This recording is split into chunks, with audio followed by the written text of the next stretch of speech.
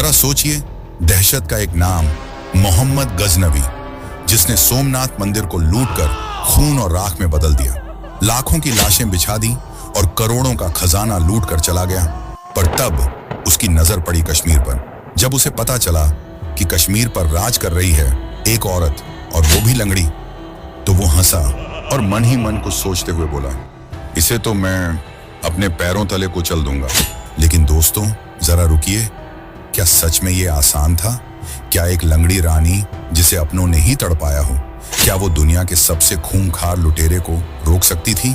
यहीं से शुरू होती है रानी दिद्दा की वो गाथा, जो साबित करती है ताकत पैरों में नहीं होती, ताकत तो दिमाग और हिम्मत में होती है।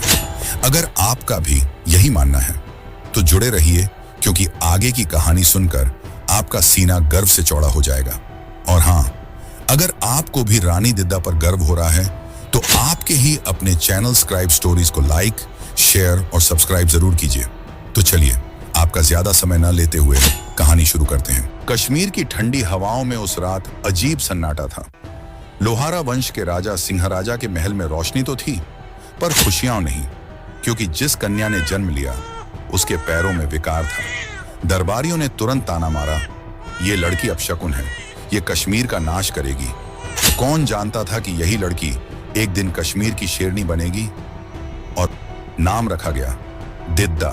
बचपन से ही उसके कानों में तानों की गूंज रहती, ये राजकुमारी नहीं बन सकती, ये तो चल भी नहीं पाती।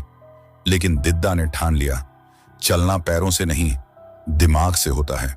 वो तलवार उठाती, घोड़े पर चढ़ती, तीर चलाना सीखती। पिता सिंह राजा ने उसकी आंखों में ज्वाला देखी और कहा, दुनिया तुझे कमजोर कहेगी बेटा, पर तू अपनी कमजोरी को ताकत बनाना। और वाकई यही हुआ। 26 साल की उम्र में दिद्दा की शादी हुई कश्मीर के राजा क्षेमगुप्त से। लेकिन क्षेमगुप्त शराब, जुआ और शिकार में डूबा हुआ राजा निकला। धीरे धीरे राज्य की बागडोर दिद्दा के हाथों में आ गई। वो दरबार संभालती, सेना को आदेश देती। इतना असर हुआ कि क्षेमगुप्त ने सिक्कों पर नया नाम खुदवाया, दिद्दाक्षेम। इतिहास में पहली बार किसी औरत का नाम राजा के साथ सिक्के पर छपा। लेकिन किस्मत बेरहम थी। 958 ईस्वी में क्षेमगुप्त चल बसा। दरबार में आवाज गूंजी, रानी अब तुम्हें सती होना होगा। पर दिद्दा ने सबके सामने ऐलान किया, मैं सती नहीं होंगी, मैं जिंदा रहूंगी अपने बेटे और राज्य के लिए। उसके इन शब्दों ने सबको हिला दिया। एक औरत, वो भी लंगड़ी औरत, सत्ता को संभाले? विद्रोह फूट पड़े। सरदारों ने उसे चुड़ैल कहा, मंत्रियों ने दरबार छोड़ दिया, सेना ने बगावत कर दी। लेकिन दिद्दा ने 4 हथियार निकाले, साम, दाम, दंड, भेद। किसी को सोना चांदी देकर साथ लिया, किसी को मौत के घाट उतार दिया।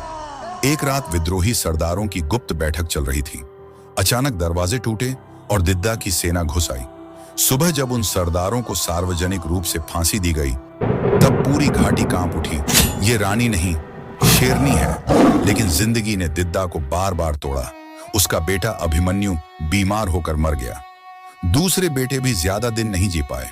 उसने अपने पोते त्रिभुवन गुप्त को गद्दी पर बैठाया और कसम खाई, मैं तेरा सहारा बनूंगी, राज्य बचाऊंगी।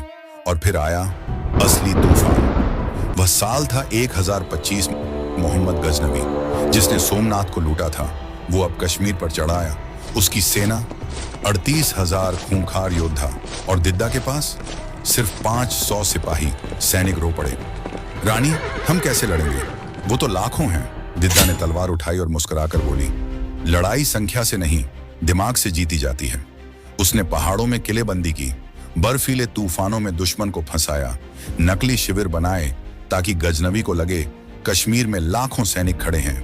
गजनवी की सेना थक गई, भूख से तड़प गई, मनोबल टूटा और लड़े बगैर ही गजनवी लौट गया।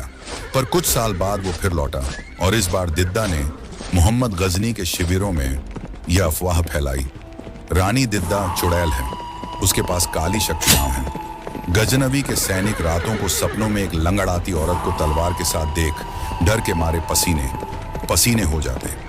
खौफ से उनमें बीमारियां फैली, खाना खत्म हुआ, और दूसरी बार भी मोहम्मद गजनी लौटा, और वह भी खाली हाथ। सोचिए, अगर दिद्दा ना होती तो क्या कश्मीर गजनवी की लूट से बच पाता? 40 साल तक उसने शासन किया, विद्रोहों को कुचला, मंदिर और पुल बनवाए, राज्य को समृद्ध किया और अंत में इतिहास ने उसे चुड़ैल नहीं कहा, उसे शेरनी कहा। आज उसकी कहानी सुनकर सिर्फ एक बात समझ आती है, ताकत पैरों में नहीं होती, ताकत तो दिमाग और हिम्मत में होती है।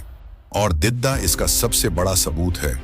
अब बताइए, क्या आपको रानी दिद्दा पर गर्व महसूस हो रहा है? जवाब अगर हाँ है, तभी चैनल को लाइक, शेयर और सब्सक्राइब करें। धन्यवाद।